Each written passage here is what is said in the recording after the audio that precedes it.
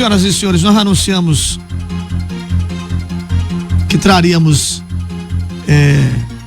uma pessoa que pudesse explicar para você que é leigo, assim como eu. A gente entende uma coisinha muito básica, mas você no meio, você é cidadão comum que está vendo isso que está acontecendo no Iguatu, não entende o que está acontecendo direito. Então a gente resolveu convidar uma pessoa em quem a gente confia, que pode trazer muita informação importante para você que está em casa, para você que é cidadão, para você que é eleitor, entender na verdade o que é que se passa no Iguatu. O Dr. Romualdo Lima está aqui conosco, conselheiro vitalício da OAB Subseção Iguatu. Nós fizemos um convite para ele, ele topou já antecipadamente, agradecer pela presença dele aqui conosco e pedir para ele tentar traduzir para a gente de forma muito clara esse anúncio da suspensão temporária da eleição do Iguatu suplementar, que estava marcado para o próximo dia 5 de fevereiro. E aí muita gente, uns comemoram, outros não sabem se comemoram, outros choram. Na verdade, doutor Romualdo, traduzindo em palavras que sejam entendidas por todo mundo, o que é que significa essa suspensão pelo Tribunal Superior Eleitoral da eleição suplementar de Iguatu? Boa tarde, muito obrigado pela presença. Boa tarde, Paulinho e ouvintes, espectadores da TV Mais FM. Paulinho, para a gente tentar entender o que está acontecendo, era interessante a gente buscar da melhor forma possível, esmiuçar o que aconteceu para se chegar até esse momento. Certo. Então, o que é que nós temos, na verdade? Das eleições de 2020, houve 3 ações de investigação eleitoral contra as candidaturas do atual prefeito, que está afastado, e seu vice, sendo que uma delas proposta pelo Ministério Público Eleitoral e 2 outras pela coligação adversária. Essas ações foram julgadas aqui no Iguatu pelo juiz eleitoral e foi dado como improcedente no que diz respeito à imputação ou seja, a acusação de uso eleitoral da máquina pública e do abuso do poder, que teria sido o motivo, juntando assim as várias condutas que foram apontadas pelo Ministério Público Eleitoral e pela coligação adversária, seriam motivos, supostamente, para a cassação da diplomação e teria interferido no resultado das eleições. O juiz eleitoral entendeu que não havia caracterização disso e houve recurso por parte da coligação adversária e também recurso por parte dos acusados, dos investigados, uma vez que havia a aplicação de diversas multas por condutas eleitorais vedadas, mas que não chegavam à gravidade de cassação da diplomação dos eleitos. Pois bem, o Ministério Público Eleitoral não recorreu e o recurso da coligação adversária foi provido. O que é que significa isso? O Tribunal Regional Eleitoral entendeu que teria havido a caracterização de condutas de abuso de autoridade, com desvirtuamento da propaganda institucional da então prefeitura em sites oficiais para a promoção pessoal do prefeito que estava disputando o pleito pela reeleição, e com isso foi aplicada a pena de cassação ao prefeito Edinaldo e aplicação de multa também a ele e ao vice-prefeito, sendo eles afastados a partir de então, quando essa decisão se consolidou. Porque contra essa decisão do Tribunal Regional Eleitoral também interpuseram recurso de embargos de declaração, que tem o objetivo de tentar acertar algum erro na decisão do tribunal e, no caso, eventualmente alterar o resultado decisão. Foi negado e então os investigados, o prefeito e vice eleitos em 2020, interpuseram 2 recursos especiais contra essa decisão, sendo que um deles já foi inadmitido, ou seja, não chegou sequer a ser remetido ao TSE em razão de um impedimento que proíbe a discussão de provas no processo, somente questões técnicas. Um segundo recurso especial foi admitido e feita a remessa ao TSE, tendo como relatora a ministra Carmen Lúcia. Ocorre que, encerrada a tramitação do processo judicial no Tribunal Regional Eleitoral, o TRE, por autorização legal, emitiu uma resolução, salvo engano, 225, cumprindo os prazos previstos pelo Tribunal Superior Eleitoral e designou eleição suplementar em Iguatu. Bom, mas o recurso especial interposto, que se encontra na relatoria da ministra Carmen Lúcia, ainda está em sua fase inicial. Como as eleições foram marcadas já para o dia 5 de fevereiro de 2023 e as convenções agora no início de janeiro, os recorrentes, no caso prefeito e vice, que estão afastados, entraram com um pedido de tutela cautelar antecedente, que significa o quê? Uma medida de urgência que busca resguardar a probabilidade de que a decisão no recurso especial venha a ser favorável a eles.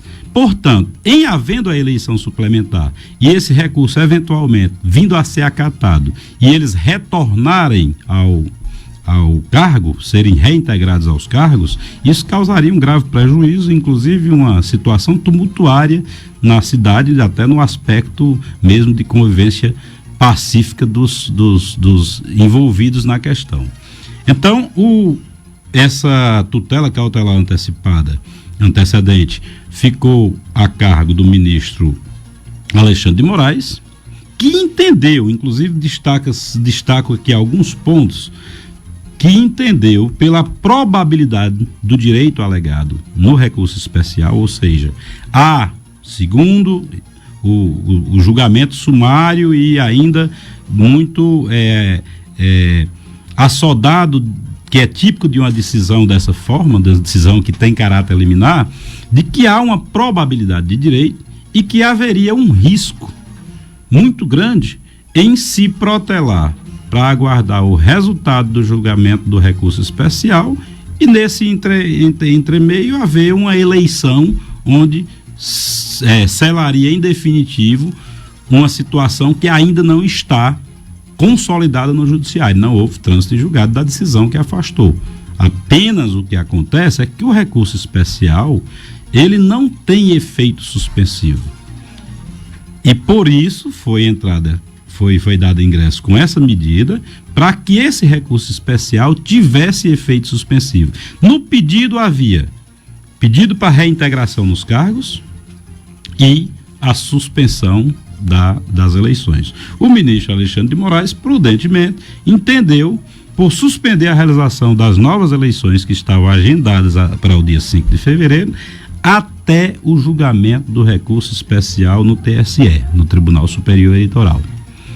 Ou seja, isso pode acontecer, o recesso judiciário encerra no dia 20 de janeiro. Do dia 20 de janeiro volta à normalidade, então os processos terão as suas pautas e vamos aqui fazer um jogo de adivinhação. Pela experiência, talvez isso aí venha a ser julgado num intervalo de 3-4 meses, o que daria aí abril ou maio. Bom, se o resultado for pelo acatamento do recurso especial, que anularia a decisão do TRE, o prefeito e vice seriam reintegrados. E adeus, eleição suplementar em Iguatu. Ficaria para 2024. Em vindo a ser improvido, ou seja, sendo negado esse recurso, aí só resta nova designação de data e dar seguimento ao que já estava previsto na resolução 225 do TRE, ou seja, a aplicação de eleições suplementares em Iguatu ainda no decorrer do ano de 2023.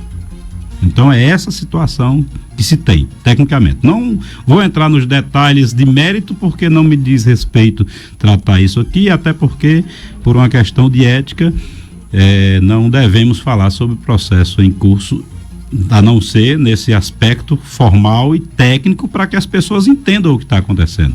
De forma mais genérica. De forma mais assim, genérica. Né? Tecnicamente é essa situação que está aqui o processo eleitoral no Iguatu. A gente já viu, doutor Romualdo, em algumas prefeituras, em alguns municípios, situações parecidas como estas, por exemplo, que o prefeito assume, caçaram, entrou com liminar, ele volta para o poder e fica nesse vai e vem durante muito tempo. Não seria esse o caso do Iguatu, porque o caso já está no Supremo, no Tribunal Superior Eleitoral. Seria uma medida definitiva. Do Tribunal Superior Eleitoral só haverá eventualmente possibilidade de recurso ao Supremo Tribunal Federal se houver matéria constitucional envolvida, ou seja, se da decisão do TSE permitir que se discuta algum desvirtuamento ou algum entendimento que tenha natureza constitucional e que possa ser discutido lá, que através de recurso extraordinário. Não havendo, o recurso especial eleitoral encerra a tramitação e transita em julgado no TSE, Tribunal Superior Eleitoral. Então, nós temos ainda essa possibilidade do recurso extraordinário, mas ele é bem mais restrito. É comum o Tribunal Superior Eleitoral dar ganho de causa, por exemplo. O resultado pelo Tribunal Regional Eleitoral foi 4-3, né? 4 contra, 3 a favor. Isso tem a ver com a possibilidade de uma decisão contrária do Tribunal Regional Eleitoral? A questão de ter sido de 4-3, por exemplo, se fosse de 5-2, por exemplo, era mais difícil o Tribunal Superior Eleitoral dar uma decisão contrária? Não necessariamente, porque a questão dos votos num julgamento não teria relevância, sobretudo quando você está tratando de recurso especial, que ele tem uma limitação de matéria bem específica em lei, que não se permite, por exemplo, a discussão dos fatos ou, digamos, revisão das provas. Tudo se resume a um aspecto meramente técnico. Se houve infração à lei federal, se há decisões do próprio Tribunal Regional em situações semelhantes, divergentes, ou do TSE, divergentes daquela que foi adotada, que tenham tecnicamente confrontado ou com a lei federal ou com precedentes do Tribunal Superior Eleitoral. Então, se um determinado desembargador no TRE teve uma apreciação das provas de forma tal e daí extraiu um entendimento favorável e outros 3, 4 acompanharam e a decisão foi pela cassação e outros membros da corte, partindo da análise dos fatos, das provas que constam no processo, tirou um outro entendimento diverso, não se pode discutir sobre essas provas, sobre a reapreciação dessas provas. O que é que vai prevalecer? Alguma questão de ordem técnica e legal, como está sendo discutido no recurso especial que se encontra sob a relatoria da ministra Carmen Lúcia, está se discutindo se a coligação que recorreu poderia usar os argumentos da ação do Ministério Público Eleitoral, que foi julgado improcedente, para fazer o recurso que resultou na cassação da diplomação dos eleitos. Ou seja, a questão é, tem ou não a coligação recorrente legitimidade para pedir a rediscussão daquela ação onde o Ministério Público Eleitoral acusou os eleitos de conduta vedada, foi julgado improcedente e o Ministério Público Eleitoral se conformou com essa decisão, não recorreu dessa decisão. Então, veja bem, não se discute se os fatos ocorreram ou não ocorreram, se deram dessa forma ou daquela outra. É se o recurso que foi proposto junto ao TRE e que resultou nesse julgamento poderia ou não ser proposto por essa coligação, uma vez que a ação era originariamente do Ministério Público Eleitoral. Inclusive, a informação de que, nesse processo, a coligação que teria entrado com esse recurso não faria parte do caso. É como alguém que está assistindo de fora, por exemplo, um cidadão que está assistindo um fato daquela natureza e solicita da justiça que seja revisto. O que aconteceu neste caso? Havia inicialmente 3 ações, uma do Ministério Público Eleitoral e 2 da coligação adversária. O juiz eleitoral de Iguatu, numa conduta permitida em lei, reuniu os processos para dar uma única decisão. Isso, além de ter uma celeridade processual, também evitava de decidir 3 situações que tinham relações fáticas muito próximas de maneira divergente. Poderia entender de uma forma numa e entrar em contradição com outra decisão. Então ele reuniu e decidiu as 3 ações em uma só sentença. Daí porque o Ministério Público Eleitoral era titular de uma das ações e nas outras 2, o titular da ação, o autor da ação, teria sido a coligação que apresentou o recurso ao TRE. Por que isso aconteceu? A ação do Ministério Público praticamente abrangia o conteúdo das outras 2 e ia um pouco mais além. Ou seja, estava contido a causa de pedir os motivos apresentados pela coligação nas 2 ações estavam dentro daquilo que o próprio Ministério Público estava acusando na ação que ele havia proposto. O Ministério Público Eleitoral, a ação foi improvida, ou seja, foi julgada improcedente, e o Ministério Público Eleitoral não recorreu, ou seja, se deu por satisfeito com a decisão do juiz eleitoral local. E daí o questionamento é se a coligação, pelo simples fato de estar num único julgamento as ações conexas, se haveria legitimidade para que ela pudesse fazer esse recurso que resultou na cassação da diplomação dos eleitos. Então a discussão hoje é essa, tecnicamente é essa. Você falou aí que você não fez um cálculo, mas baseado no seu conhecimento, você disse assim, mais ou menos abril, maio, depois da volta do recesso, tem outros processos, obviamente, né? Então, aí nos próximos 4 meses, digamos, 3 a 4 meses, Iguatu vai viver nesse suspense. Sim. Não tem o que ser feito.